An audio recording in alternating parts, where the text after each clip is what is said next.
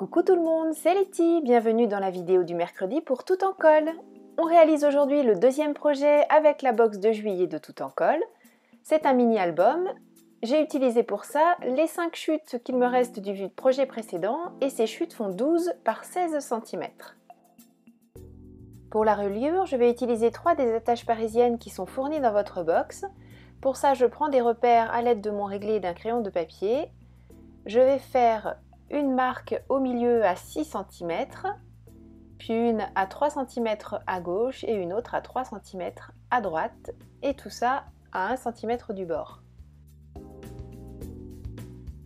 Ensuite, avec mon perce-papier, je vais percer le papier et je vais insérer les 3 attaches parisiennes au travers aussi du carton ondulé qui est fourni également dans votre box.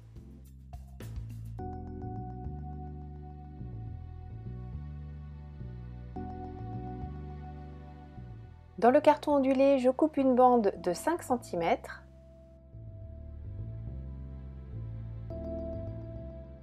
et je fais les mêmes repères que tout à l'heure, à savoir à 3, 6 et 9 cm pour pouvoir insérer les attaches parisiennes au même endroit que dans les feuilles. Je fais en sorte que toutes les feuilles de mon mini-album soient bien regroupées. Je place ensuite une attache parisienne dans la première épaisseur, à savoir celle du carton ondulé, et ensuite dans chacune des feuilles. Et je fais la même chose avec 3 attaches parisiennes, mais je ne perce pas l'arrière du carton ondulé, je ne perce que l'avant, vous verrez pourquoi tout à l'heure.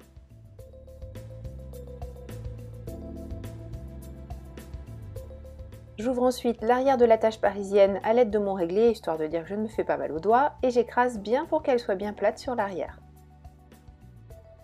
Je répète la même opération avec les 2 autres attaches parisiennes.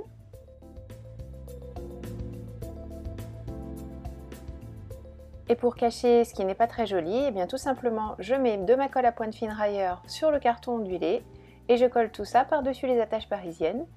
Comme ça mon album tient bien fermé, mais je n'ai pas l'arrière des attaches qui n'est pas forcément très joli.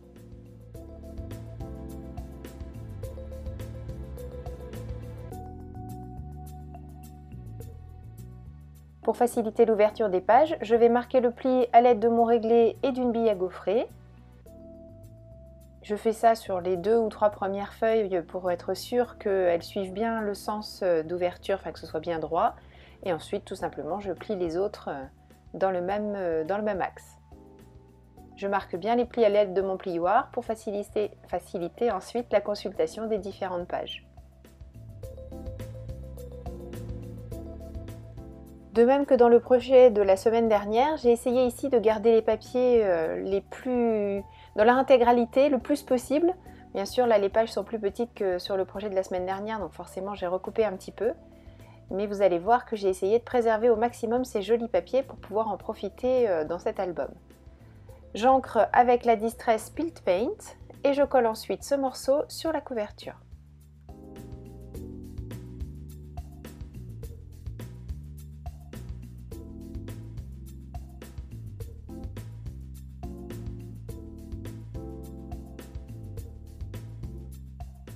Pour habiller l'intérieur de l'album, je fais travailler entre guillemets les papiers 2 par 2.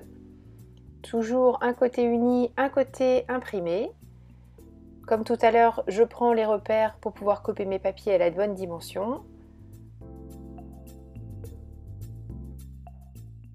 Et je les coupe 2 par 2 à l'aide de mon massicot.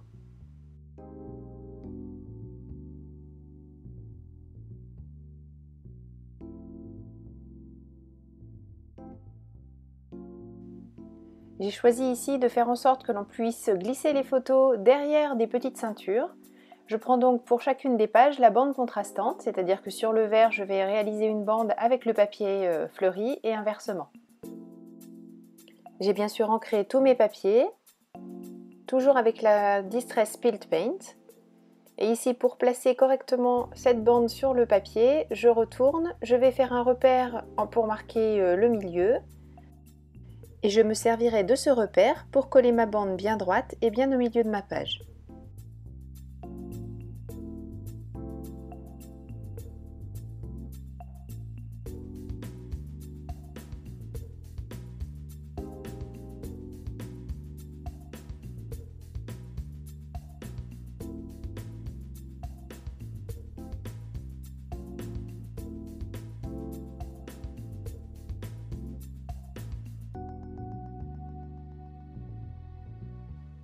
Il ne me reste plus maintenant qu'à coller cette feuille sur la première page de mon album, enfin sur l'une des pages de mon album. Et je vais faire la même chose comme ça pour toutes les pages. Pour la couverture, je vais utiliser les 3 petites fleurs, les 3 petites roses moulées. J'utilise mon pistolet à colle, je dépose une grosse goutte de colle et ensuite je prends les 3 roses que je viens mettre dans cette colle chaude de manière à ce qu'elle reste bien fixée. Je fais en sorte de ne pas trop faire dépasser ma colle chaude pour qu'on ne la voie pas, elle sert juste à faire tenir les roses. Pour la fermeture de l'album, je prends le même papier que celui de la couverture et je fais en sorte de repérer exactement le même dessin de manière à ce que cette petite attache soit la plus discrète possible sur le devant de mon album.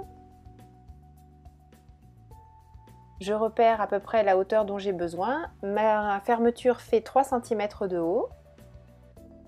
Donc moi je marque juste le milieu sur mon papier pour pouvoir le replacer exactement sur le même motif pour le laisser se fondre dans la masse. Et à partir du repère, du coup, je peux noter 1,5 en haut et 1,5 en bas. Je mets les petits repères et je vais ensuite utiliser mon réglé pour faire un pli bien droit. Je découpe ce qui est en trop, je coupe en biseau les petites pattes de collage et je fixe cette patte sur le devant de mon album. Et on a vraiment une impression de ton sur ton, de fondu. Si on n'y prête pas attention, on ne la voit pas du tout sur le devant de cet album. J'ai fait en sorte quand même finalement qu'elle se voit un petit peu plus, enfin j'ai fait en sorte. Disons qu'en ancrant cette patte de fermeture, bien sûr, je l'ai fait apparaître un peu plus sur le devant de mon album, mais si vous ne l'ancrez pas, elle se fondra complètement sur le devant de votre album.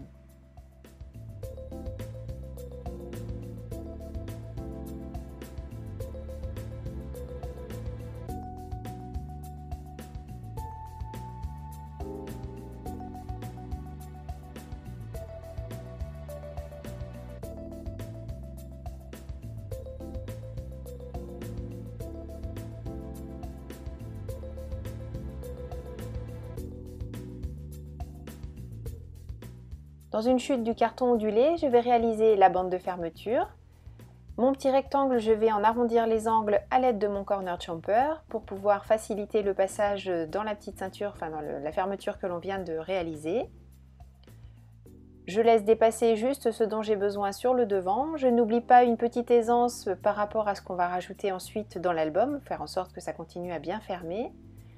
Je repère la longueur dont j'ai besoin, je coupe le trop et je fixe ensuite tout simplement à l'aide de ma colle à pointe fine.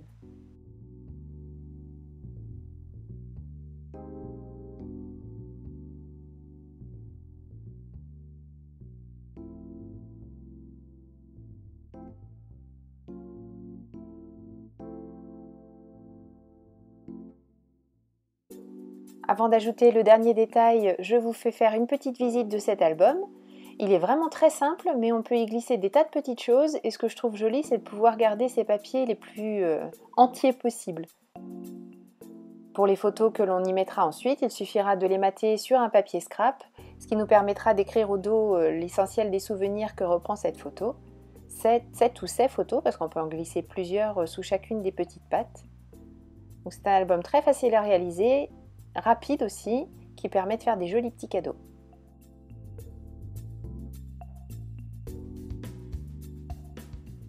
Pour apporter une touche de déco supplémentaire, je vais utiliser ce très beau papier métallisé qui est fourni dans votre box et je vais découper dedans un tag. J'essaie de faire en sorte qu'il ait une mesure qui convienne à ce qu'il me reste comme place sur mon devant de couverture. Donc ce tag en tout et pour tout fait 4 par 7 cm. Et je mets de mon tapis de coupe, de cette superbe petite plaque de verre là, qui vraiment me rend des tas de services, m'évite surtout de réfléchir trop à ce que je dois faire dessus ou pas, puisqu'on peut absolument tout faire.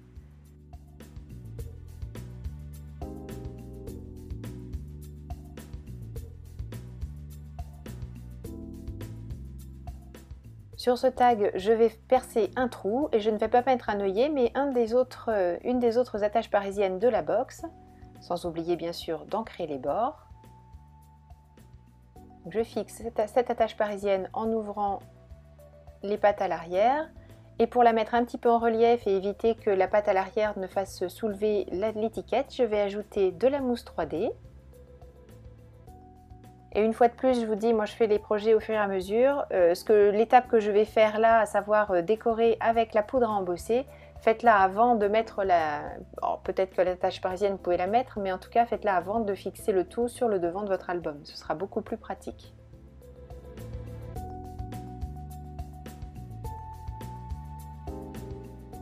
Pour le sentiment sur ce tag, je vais utiliser le tampon de la box qui dit plein de bisous. Mais moi je vais découper plein d'œufs et bisous de l'autre côté. Alors je vous rassure, on peut tout à fait après réutiliser ce tampon exactement dans la configuration dans laquelle il vous est proposé dans la box, à savoir en une seule phrase. Mais rien n'empêche de couper nos tampons, on peut tout à fait les réutiliser tout simplement en les réunissant sur le bloc acrylique dont on se servira ou sur la presse de précision, ça ne pose aucune difficulté. Je tamponne la partie qui dit plein d'œufs avec la Versamark et j'utilise ensuite la poudre Wow Beautiful.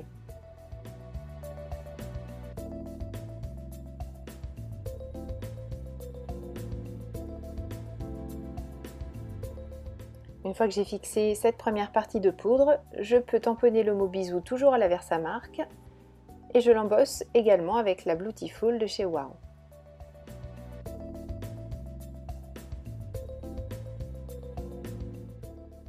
Merci beaucoup d'avoir suivi cette vidéo, j'espère qu'elle vous aura donné des idées pour utiliser votre box. Je vous donne rendez-vous la semaine prochaine pour un nouveau tuto. D'ici là, prenez bien soin de vous, profitez de ce bel été et à très bientôt. Gros bisous, bye bye.